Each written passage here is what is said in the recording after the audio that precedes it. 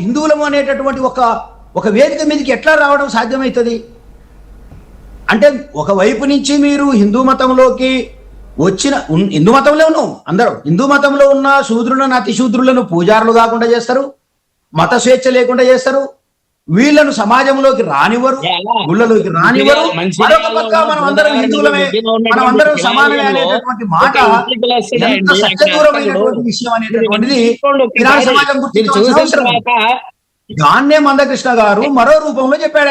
ఆయన సరే ఏ నినాదం వెనుక ఎవరి ప్రయోజనాలు ఉన్నాయో మనకు అవసరం. అదే మీరు చూడకుండా ఎలా అంటున్నారు ఇంతసేపు ఒక ఎస్సీ కులస్తుడు కావచ్చు ఇవన్నీ నేను ఒప్పుకుంటాను, నేను కాదనట్లా.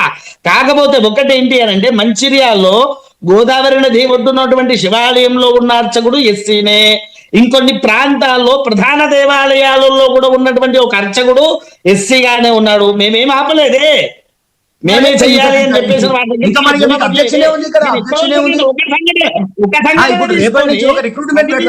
పెట్టి బ్రాహ్మణులంటే వీళ్ళు చదవనివ్వట్లేదు, వాళ్ళు పెట్టనివ్వట్లేదు అని చెప్పేసి ఒకటే అంటున్నారు తప్ప మరి చేసే వాళ్ళ గురించి మీరు ఎందుకు మాట్లాడట్లా?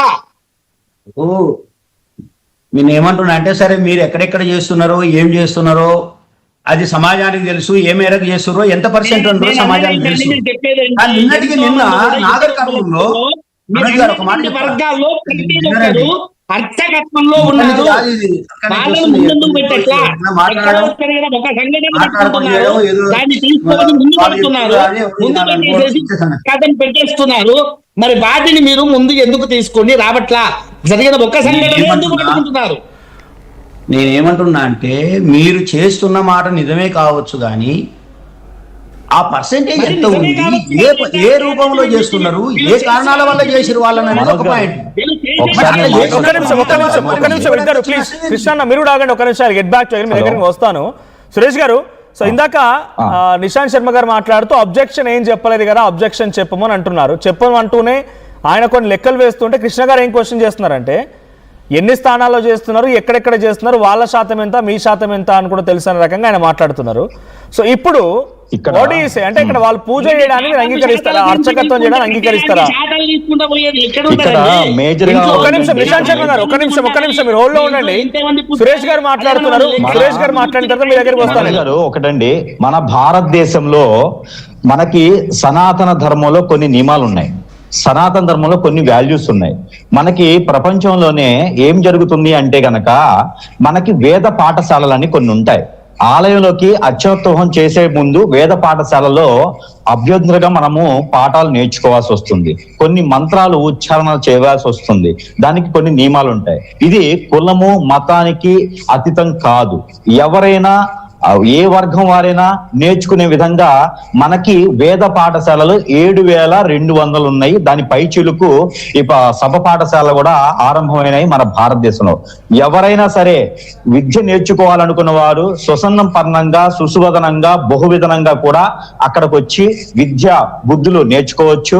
అక్కడున్నటువంటి సిద్ధాంత ప్రకారంగా నేర్చుకుంటే ఎవరైనా అర్చకుల వారిగా చేసుకోవచ్చు, వారి యొక్క ప్రాంతాల్లో ఆలయ నిర్మాణం చేసుకొని అక్కడ అర్చకత్వం చేసుకోవచ్చు. కానీ సనాతన ధర్మంలో ఉన్నటువంటి విద్యని పోగొట్టుకునే విధంగా ఉండకూడదు. ఇక ఒకటి, హిందూ ధర్మంలో చేసేటువంటి వారు కరెక్ట్ అని కాదు, వేరే మతస్థులు సరిగా చేయరు అని కాదు. ఇక్కడ అందరూ దొంగలు ఉన్నారు, అందరూ నీతిమంతులు ఉన్నారు. ఇక్కడ వారికే వర్తిస్తుంది వీరికే వర్తిస్తుంది అనేది. వినాయక చవితికి మండపాలు పెట్టేసి రోడ్డు మధ్యలో విగ్రహాలు పెట్టేసి మందు మాంసం తాగుతూ ఆ విగ్రహాన్ని నిమజ్జనం చేసేటువంటి ధర్మం కూడా మన హిందూ ధర్మంలో ఉంది. మన వాళ్ళు కూడా మంచి ధర్మంగానే చేస్తున్నారు.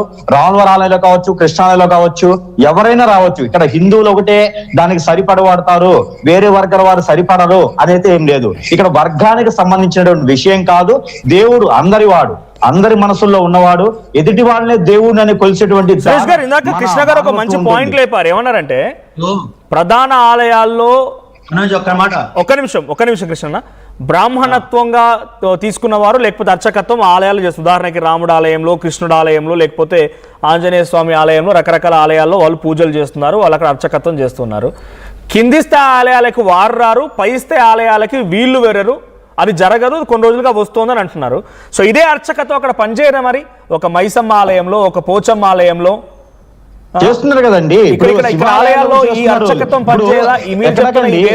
శ్రీశైలంలో శ్రీశైలంలో వేద పాఠశాలలో ఉన్నటువంటి పిల్లలు 2500 మంది ఉంటే దాంట్లో 1200 మంది కూడా వేరే మతస్థులే ఉన్నారు, వేరే కులస్తులే ఉన్నారు. లేదు మీరు అంటున్నట్టుగా అదే వేదాలు ఇక్కడ పనిచేయవా? సరే, అక్కడ మతస్థులు వేరే వాళ్ళు ఉండొచ్చు, నేర్చుకోవచ్చు, అర్హత ఉందని అంటున్నారు.